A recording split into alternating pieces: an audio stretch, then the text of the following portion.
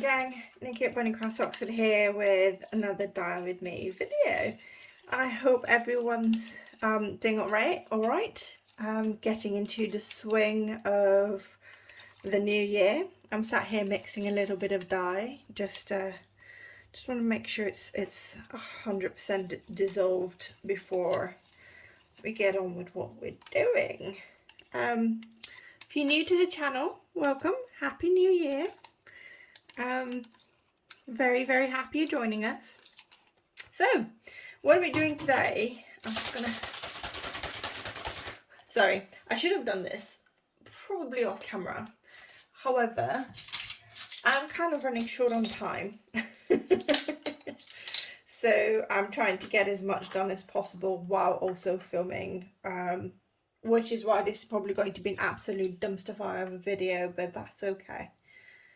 We're used to those, aren't we? So, a few videos ago, and I will link that in the video description below, we layered some Jacquard spruce on top of some Dharma Cabernet. No, we layered some Dharma Cabernet on top of Jacquard spruce. Now, I don't know whether the order in which we did those is important. I have a feeling it is because of the result that we got. So I'll show you what all the jangling and all the noise is about. My kitchen is an explosion of colour and I'm going to have to be very careful not to knock any of the rest of this off. So in here I have 1 gram of the spruce, and in here I have about a gram, possibly a little bit under, I think about a gram though, of the Cabernet. And let me just take the spoon out of this one and add it to this one. We're going to add them together, and then we're going to go and grab some water and rinse this out.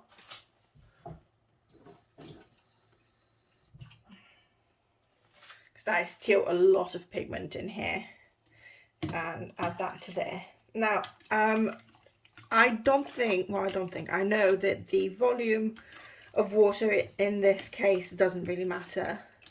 So I have, I'll tell you, where's my measuring, about 16 to 20 cups of water in here, I think more 16, and we're going to,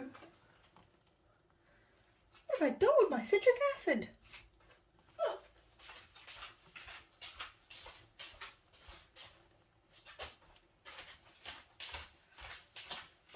I have put it away, which I don't understand. I have so much yarn to dye. Okay, so we're going to put a teaspoon of citric acid in here. So it's kind of almost the same conditions as last time. The difference is last time I did the dyeing in the big kettle pan, and this is just in my pot, so there's a lot less water overall. But the point of this video is to see whether we're going to get a similar colour, and because we have the Cabernet in here, I don't want to put the dye in here just yet. I want to go and get the yarn. So I'm just going to pause you for a second because I'm very disorganized and I need to go and get my yarn. Okay, I'm now more organized. The first thing I need to do is turn the pot on. We don't mind, so the water is already quite warm in there. The yarn. Can you hear my brain literally whirring? So we have my, this is not the right yarn.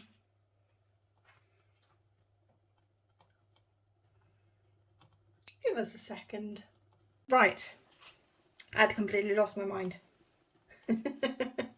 So I have a dry skein of the bamboo merino, so it's 80% merino, 20% bamboo, I think.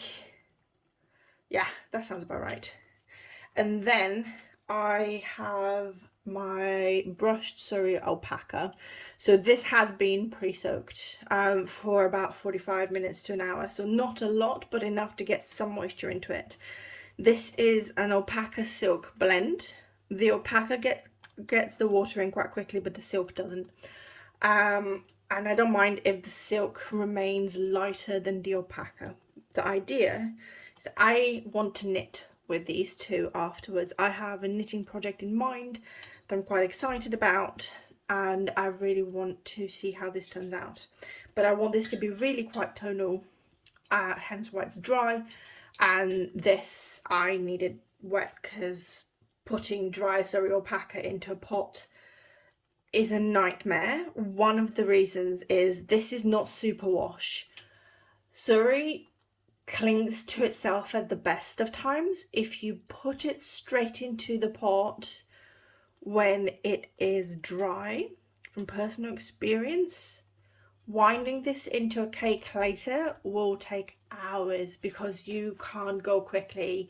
When you've got it on your Swift, you just have to sort of unglue it from itself, because it's felted a little bit essentially. So, oh my god, I have not touched this Surrey in an hour since it was dry, and I have fibre all over myself. So we're going to dump this mixture in here.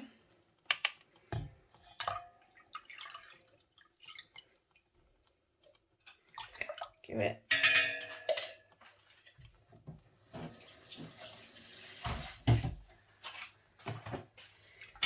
it a good stir. I want to see if I bring it up. I honestly can't tell what colour this is. It just looks muddy. We'll find out. And to be fair, once I pop the yarn in there, if I think the colour balance isn't quite right, why is my pot not fully in view all of a sudden?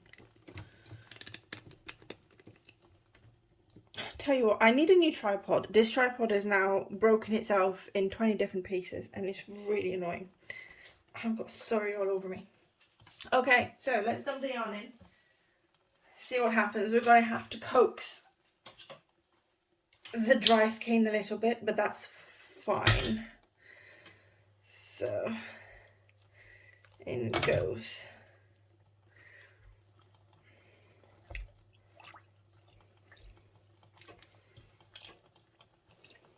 So with the last one, we got a beautiful purple. This is coming out black. That is so weird. Like, you can see this, right? I mean, it's sort of purple. Hold on, let me put a glove on so I don't colour my hands any more than they are coloured. Oh, they're not too coloured, actually. I'm having a good week. Okay.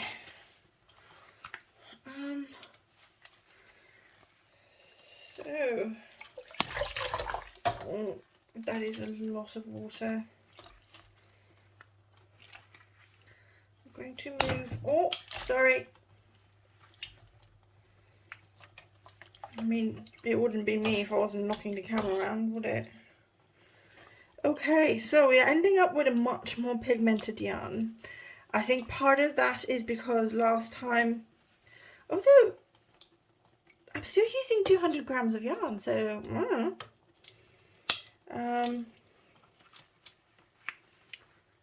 this is aubergine. I mean, let me see if I turn off the, yeah, you can sort of see it better. This is aubergine. I'm stumped. Oh, not stumped, I'm amazed that we're using the same amount of pigment in a different method. Granted, this is 50 grams of yarn, not, I just realised this is a 50 gram ball, so that might be partly why we're getting a slightly darker yarn. Not that I mind. Let's see. Okay. hold on. One of the skeins is longer than the other, so it's going to be difficult to... Oh, but that is beautiful. I just want to see what the pot water is like. Oh, okay. Oh, sorry, scraping. Look at all that blue. That's just sort of... So I think what's happened is we only have the sort of bluey pink pigments left. I think some of the other ones have been absorbed already. But that is a lot of colour still left in there, and I'm not sure... Ow. I'm not sure I want this yarn any darker. What do we do? I mean, I kind of want the suri a little bit darker because that's going to lighten up a lot, but I don't want this any darker. So I think I'm going to grab this. Oh, for the love of everything. How have you tangled yourself into yourself that way? I put this between my teeth. So while not quite a bit. Okay. Okay.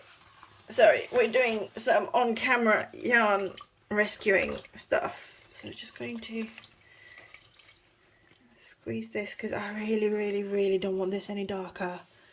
I mean, it is a beautiful... I know it will lighten up a little bit, but I don't want this any darker at all. I'm going to go... And so I'm going to leave the suri in here, but where did my tie go? There it is. That is getting more grey.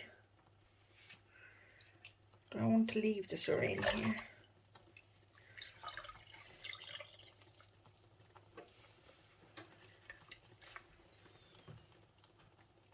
I don't know what to do, peeps. Oh, God, I'm sorry. Okay, no, I'm going to leave the suri in here for a little bit more, but I'm going to go and get 2 20-gram minis, so that's another 40 grams of yarn, to see if we can help clear some of this and see what colour we end up with. So I'm just going to pause you for a second while I go grab those. Whew. Okay, turns out my bag of minis was upstairs. Well, I needed to open a fresh bag. So there's two minis in here. Let's dump them in. They're dry. Oh, that's just blue. Sorry, I'm getting like excited and sort of strangely a little bit confused, I guess.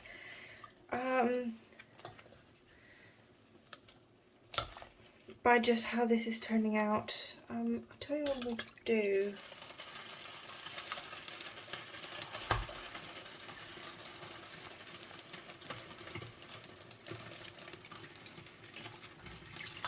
Okay, so we are clearing. We're clearing now. We are. Oh. I'm so sorry I keep knocking the camera over. Again, because the tripod's broken, I have to have it in a slightly compromised position. So you can see what's going on in the pot. Okay, so this is a very interesting colour that we're getting. It's coming across a little bit grey on the camera right now. But it's a sort of really dusty duck egg. It's a very interesting colour, and I couldn't tell you how we could achieve a colour like that. Oh, and look, the water is now purple, and you can actually see on the camera this is exactly what the water is. So we are going through some very interesting colour transitions here. I wonder if the sir is leaching some colour as well. Okay. So, yeah, this is something between blue and teal, and I don't even know. So we're going to add the other skein in, which is so dark, yo. Also, I'm really hungry now. I need to eat. So dark. But it's a gorgeous sort of deep aubergine colour. So we're going to dump that in here as well. Just about enough water. I'm going to find the lid. I'm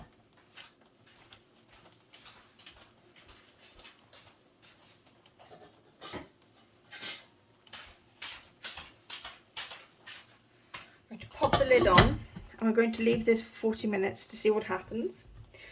And then you'll get to see it when it's dry. Well, the lid looks really sort of not very clean, but it was very clean. It just gets not very clean looking when it gets steamy. Alright, okay.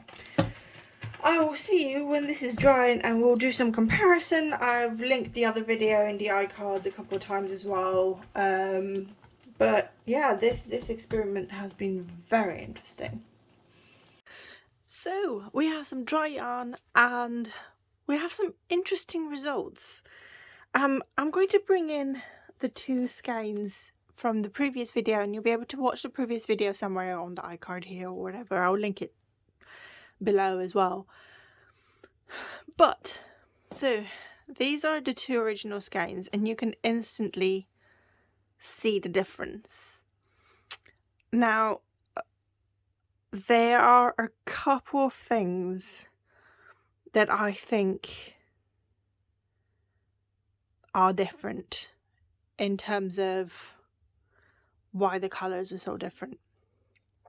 One, we layered this, so obviously we made this green first and then we layered the Cabernet on top, but also we added this skein. So while we had almost the same colour ratio, there's a little bit more green here because I had these two lots. And I think that was my mistake. I forgot that this is a 50-gram skein and not a 100-gram skein, so I tried to balance it out for that. And also I knew that because this has silk in it, it absorbs colour differently, and I wanted it to be saturated. And you can see where it's tried to become more blue and purple, but it's green. It's a beautiful green. By the way, I'm not angry at any of this. I love the colours that we have. Yes, it's not this, but I didn't quite expect to get this using this method, although I did expect something a lot more purple than what we got here. Now, so obviously, I think if I wanted to redo this, I would have to go and double check this recipe and watch the video again to see how much of each colour I put in and do this again. I still think we'll get something similar to this though, because the two colours absorb in a slightly different way, they mix in a different way, and I think layering them on top of each other creates a different effect than mixing them together. That is honestly what I think happens. You can see in this one there's attempts where there is a little bit of the Cabernet that's been absorbed of it going purple, but it's not this. It's just a much more saturated skein. And again, we have 50 grams more yarn here, so, and we pulled this one out before all of the green could go into it, and then put some of the green in here, while these two got sort of all of the green at the same time. I know it's essentially, I don't even know what I'm trying to say. In my head, they're numbers that make sense, but I don't know how to basically explain to you what I think is happening. Basically, because of the two different methods that we're using in trying to get the color on, because we're mixing the color, we are getting two different colors. Even though we're using the same colors, the way that the color is applied to the yarn is having an effect, and therefore you're not getting the same color. And I think that's wonderful. I absolutely love that, because it gives you so many more opportunities to create different things using the same ingredients. So exciting to me.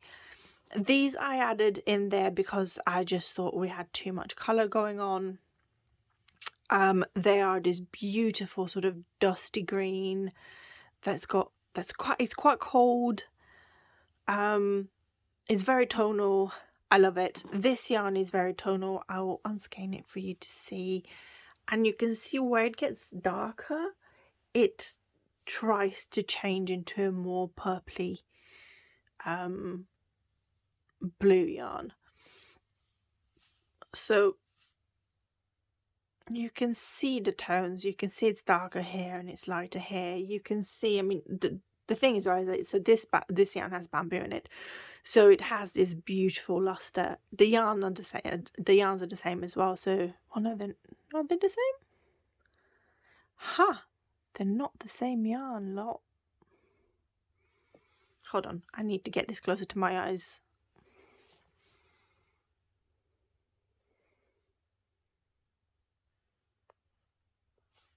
I know how we can tell if the ties are the same.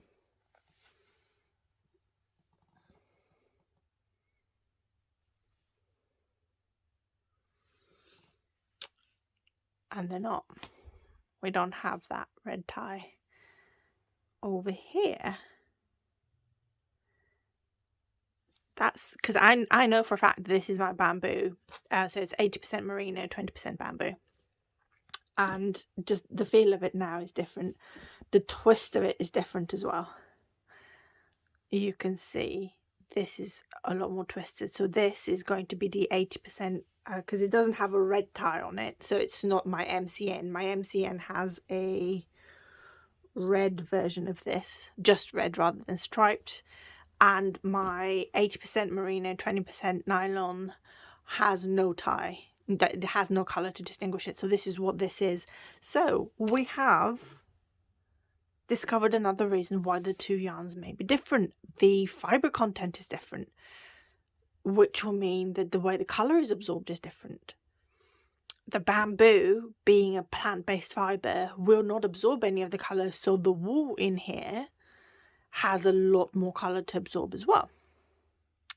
So even though we have the same amount of wool in both of them, the same amount of merino, because this is 80% merino, this is 80% merino, the nylon in here can absorb colour while the bamboo in here can't, which is why you're also getting this slightly sort of heathered effect that you get in the whiteness of it. Okay, well, I'm not going to say mystery is solved, because there isn't a mystery as such. I honestly think there's... How pretty is this? I'm sorry. I have been on a tangent. This has been the most all over the place outro that I have done in a while. My leg is falling asleep. Ow, hold on, I need to move. Oh, okay, my leg is still very asleep. And I have pins and needles everywhere and it's really uncomfortable. I think on this bombshell, I'm going to wish everyone a lovely weekend. Say thank you for everyone that's joined. And if you're new, then subscribe. Everyone hit the thumbs up. Hit the thumbs up. It really... I can't even explain how much the thumbs up helps to these videos. It helps the YouTube algorithm share them out to other people similar to yourselves. So they get to enjoy this content as well. So hit that thumbs up. And if you want to make sure that you don't miss future videos and future crazy rants, then bing that notification bell as well. So thank you for joining me. Apologies for this being a very all over the place outro, and I will see you next week. Bye bye.